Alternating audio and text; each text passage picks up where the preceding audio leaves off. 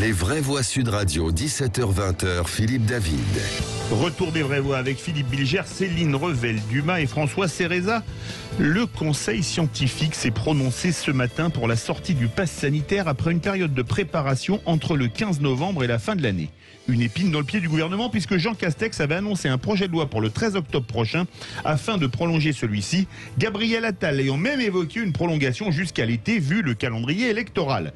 Le même Gabriel Attal qui a affirmé qu'il n'y aurait pas d'allègement avant le 15 novembre alors que les services de réanimation ne sont pas sous tension et que les annonces alarmistes de nouvelles vagues à l'été et à l'automne qui avaient été faites pour justifier le pass sanitaire ne sont jamais arrivées.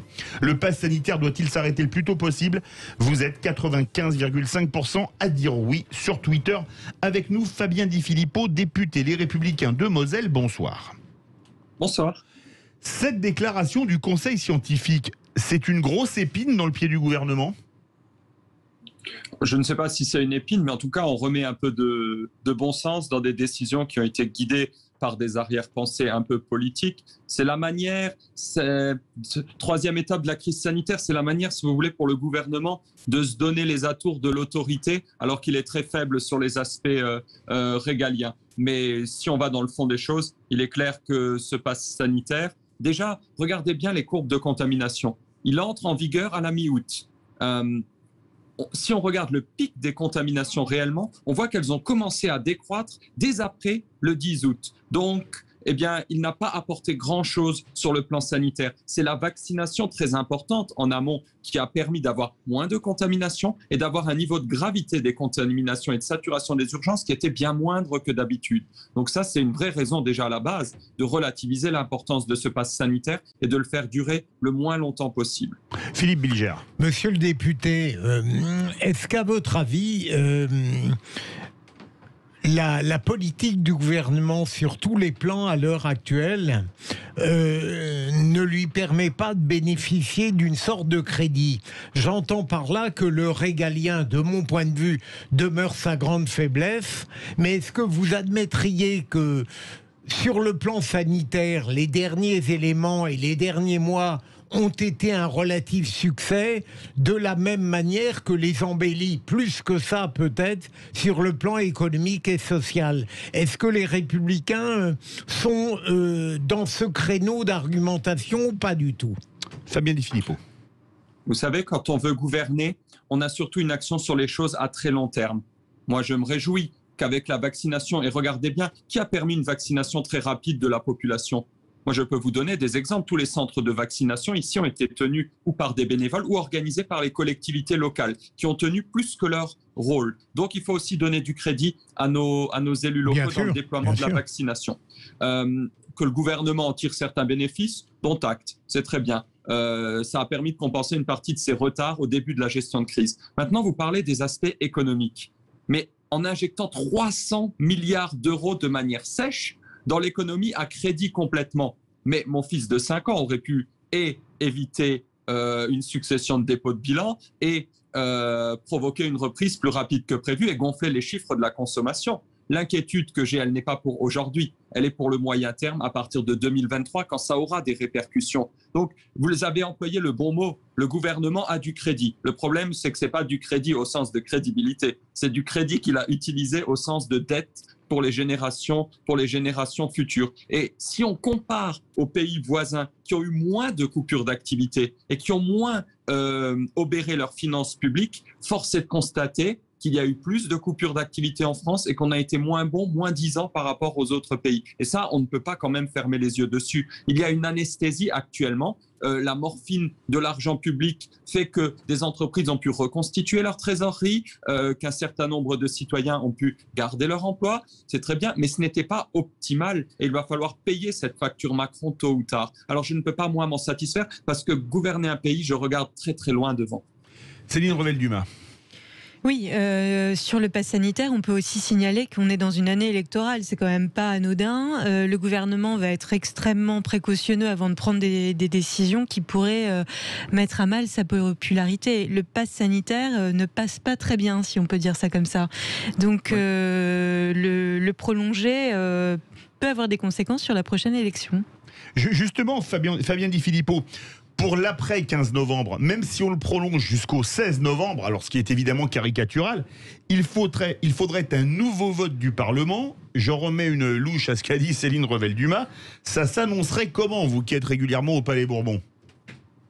Ça s'annoncerait encore plus compliqué que la première fois. Moi, je fais partie des gens qui étaient très sceptiques. Et je vous donne juste un exemple. Le pass sanitaire est durci depuis le 30 septembre. Il s'applique aux enfants de 12 ans et 2 mois jusqu'à 17 ans. Ça a un impact fort, notamment sur l'activité de nos associations et une incohérence de plus. Les enfants peuvent tout à fait aller à la piscine avec l'école en groupe de 60, mais par contre, nager dans leur club en groupe de 10, ils ne peuvent pas. Je pourrais multiplier les exemples comme ça. L'application de ce pass sanitaire dans la réalité des faits, et notamment dans notre ruralité, elle est plus que chaotique. Donc, ce n'est pas quelque chose qui est décisif. Alors maintenant, si on va à l'Assemblée nationale et qu'on revote, eh bien, la majorité tiendra bon, elle fera bloc. Et là où vous dites ça pourrait leur coûter cher pour l'élection, je vous rappelle quelle est la stratégie de cette majorité. Cliver. L'important pour Emmanuel Macron est d'avoir ce socle de 25% pour passer le premier tour, être face à un candidat éventuellement d'extrême droite pour être assuré de l'emporter. C'est ça sa stratégie. Donc, il peut se mettre à dos sur certaines décisions 75% de la population, mais malgré tout, il a toujours joué les clivages dans la société française pour solidifier ce socle. On l'a vu de manière très violente au moment des Gilets jaunes, on l'a vu à d'autres occasions sur la réforme des retraites, on le voit maintenant sur le pass sanitaire. Bon, c'est une stratégie cynique de profit personnel. Je ne suis pas persuadé que ça contribue à réconcilier les Français dans une période de crise. François Cereza. Oui, il y a un côté un peu orwellien dans ce pass sanitaire. Maintenant, moi, a priori, j'étais pas contre, parce que je trouve que lorsque l'on va dans un restaurant et qu'on n'a pas été vacciné en plus, on peut pas y aller d'ailleurs normalement, mais il faut avoir le pass sanitaire. Donc la seule chose, c'est que c'est cette prolongation. Il me semble que, je ne sais pas, mais ce gouvernement est très fort avec les choses qui sont un peu faibles et très faible avec les choses un peu fortes. Je veux dire par là que, par exemple, pour la sécurité, évidemment, c'est un peu l'esprit d'escalier, mais c'est quand même le gros problème actuel qui fait d'ailleurs monter Monsieur Zemmour ou d'autres, surtout Monsieur Zemmour, dans les sondages. Dans les sondages. Donc, je ne sais pas si c'est pas contre-productif que de laisser croire. Alors vous dites que c'est clivant. Bon, très bien, ça peut être clivant en effet, et que c'est divisé pour régner. Mais moi, la question, c'est est-ce que c'est vraiment la chose nécessaire quand on sait qu'il y a des problèmes qui sont beaucoup plus importants, régaliens notamment, sur la sécurité. Fabien Di Filippo.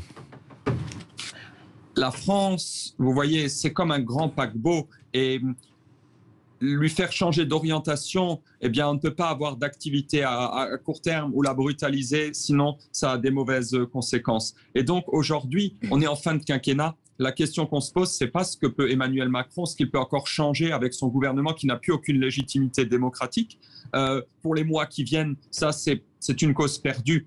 Quand on travaille, c'est dès le début du mandat que ça se jouait. Là-dessus, ils ont été très faibles sur un certain nombre de lois et sur un certain nombre de sujets. Alors maintenant, ils reviennent en arrière, retour en arrière sur l'immigration, retour en arrière sur le nucléaire. Mais c'est bien trop tard pour avoir encore des effets là maintenant. Donc ils sont dans une logique de campagne court-termiste. Maintenant, je voudrais rajouter un autre élément au débat. Ne pas oublier, depuis l'affaire Benalla, que cette majorité n'est plus en capacité politiquement, et encore moins depuis les Gilets jaunes, de passer la moindre réforme structurelle. La seule fois où ils ont essayé, c'était au moment de la réforme des retraites, et elle a capoté. Quand ils ont essayé avec la réforme constitutionnelle, elle a capoté. Il aurait fallu en amont une dissolution pour redonner à une majorité dès la première ou la deuxième partie du quinquennat une légitimité pour avoir des réformes de structure fortes. Ce n'est pas ce qui a été fait, et donc aujourd'hui, ils bricolent avec des arguties symboliques. Alors cette semaine, c'était la loi sur ce qu'on appelle les thérapies de conversion pour les personnes transgenres. Là maintenant, on va reparler du pass sanitaire, et vous avez tout à fait raison. C'est des choses qui ne sont absolument pas décisives sur la trajectoire du pays. Elles sont de l'ordre du symbole, et donc on donne l'impression d'avoir une hyperactivité gouvernementale avec des choses qui sont au fond très très faibles, c'est clair. Philippe Bilger. Monsieur le député, pardon pour cette ultime question en ce qui me concerne, qui n'est pas offensante du tout. Je vous trouve assez convaincant dans les accusations, dans les dénonciations. Mais est-ce est-ce qu'au fond, vous ne considérez pas que les Républicains ont gravement échoué avec la gestion erratique de la désignation de leurs candidats qu'on doit finalement à Jacob et à son équipe? Est-ce que ça n'est pas une aberration totale d'attendre la désignation le 4 décembre, pendant que les autres font campagne, y compris le président qui officieusement, depuis plusieurs mois, est en campagne? C'était pas franchement le pass sanitaire, mais répondez Fabien Di Filippo. C'est un député. Je réponds à toutes les questions. Voilà, bien sûr. Et je sais que quand Monsieur Bilger ne nous voit absolument pas de mal, c'est juste qu'il est très exigeant. Et puis, vous n'avez pas seulement dénoncé le pass sanitaire dans votre argumentation. Oui. On a une vision bien plus large, voilà. Et on aspire. Il faut dire une chose à notre crédit, c'est que les seuls sondages où Emmanuel Macron est battu au second tour, c'est quand il se trouve face à un candidat des Républicains. C'est notre responsabilité et c'est aussi notre espoir. Maintenant, je suis très humble, très direct par rapport à ça. Il n'y avait plus chez les Républicains ces dernières années de leader incontesté, charismatique, cette figure tutélaire derrière laquelle la droite aime bien se ranger. Et donc, à partir de là, il y a deux solutions. Soit les candidats putatifs arrivent à se mettre d'accord, à discuter et trouver une solution entre eux pour que ce candidat émerge naturellement, soit il faut un processus de désignation. On a essayé tout l'été de pousser ce dialogue-là ou de voir si quelqu'un se dégageait.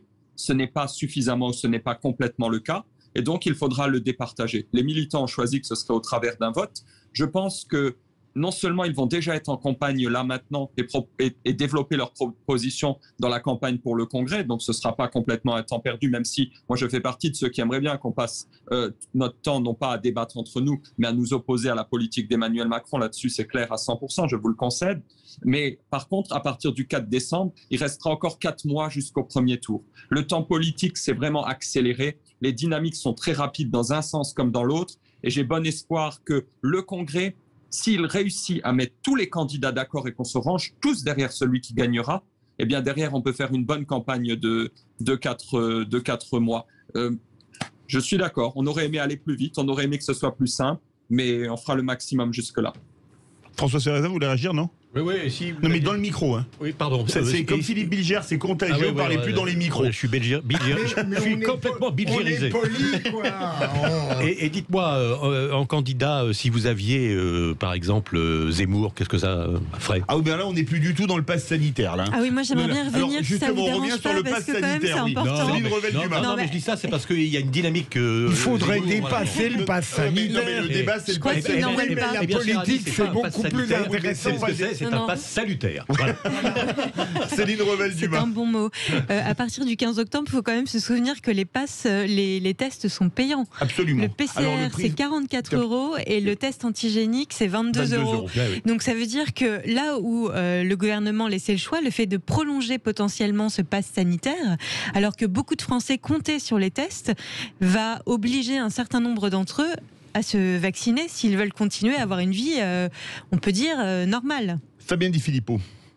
Oui, une vie sociale, mais aussi une vie professionnelle. Et absolument. Autant pour certains publics, moi je fais partie de ceux, tout à l'heure je vous ai parlé des jeunes. Et je dis pour que nos jeunes puissent être tranquilles, qu'on n'ait pas une obligation vaccinale qui descende trop bas dans les tranches d'âge, eh bien les adultes doivent prendre leurs responsabilités. On a un recul suffisant aujourd'hui. Par contre, je pense à certains publics fragiles, notamment aux femmes enceintes. Il aurait fallu là-dessus laisser plus de marge de manœuvre. Aujourd'hui, une femme enceinte, si elle veut repousser dans sa grossesse le moment de la vaccination, et je rappelle que les médecins au départ le déconseillaient au moment du premier et du second trimestre, eh bien, elle va devoir payer ses tests PCR. J'aurais voulu que pour ces publics-là, au moins, on puisse continuer d'avoir, pour des raisons médicales, des tests PCR gratuits pour qu'ils puissent travailler dans de bonnes conditions et mener à bien leur grossesse ou bien régler d'autres pathologies, d'autres soucis de santé. Je comprends qu'on ne peut pas avoir éternellement des tests de convenance qui soient gratuits parce que ce n'est jamais gratuit. C'est le pot commun qui paye, donc les impôts. Mais par contre, sur certains publics fragiles, vraiment, j'aurais aimé qu'on puisse faire preuve de bon sens et de bonne intelligence. Mais alors, je dois vous poser une question, parce qu'on a parlé du Parlement. Vous disiez que le but d'Emmanuel Macron, c'était de cliver, dont acte.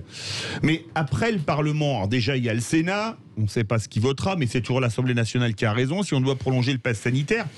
Mais après, il y aura d'office un recours devant le Conseil constitutionnel. Et quand on voit l'arrêté du Conseil constitutionnel, c'était fin juillet ou début août sur le pass sanitaire, ils avaient mis, c'était le 15 novembre et pas plus tard. Et si la situation sanitaire s'améliore, il faudra l'arrêter avant.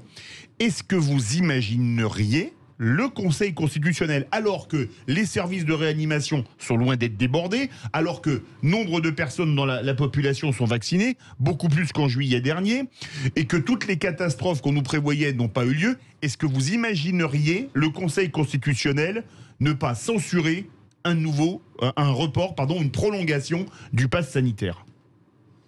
Moi, je ne suis pas juge constitutionnel et c'est très très difficile à dire prévoir. Parce que le gouvernement aura cet argument-là. Il vous dira, on ne prolonge pas le pass sanitaire, on se laisse la possibilité de le reprendre à tout moment d'ici à l'été. C'est comme ça qu'il va le présenter. Alors la décision du Conseil constitutionnel par rapport à ça, elle peut être très très incertaine. Mais moi, ce que je demande, je suis prêt à siéger jour et nuit dès qu'on m'appelle sur des sujets de liberté comme cela. Je ne veux pas donner la liberté, au-delà de l'élection présidentielle et même au-delà de Noël, au gouvernement de le prendre sans venir le refaire valider devant les députés. C'est surtout ça que je demande. Et chacun prendra ses responsabilités au travers du vote. Philippe Bilger veut réagir ? Non.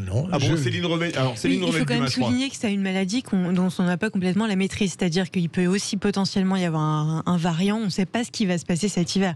On a l'impression qu'on est sorti de la période la plus difficile. On ne sait, tout ça est très très On commençait à avoir de l'espoir, vous nous projetez pire. Fabien Di Filippo, donnez-nous de l'espoir.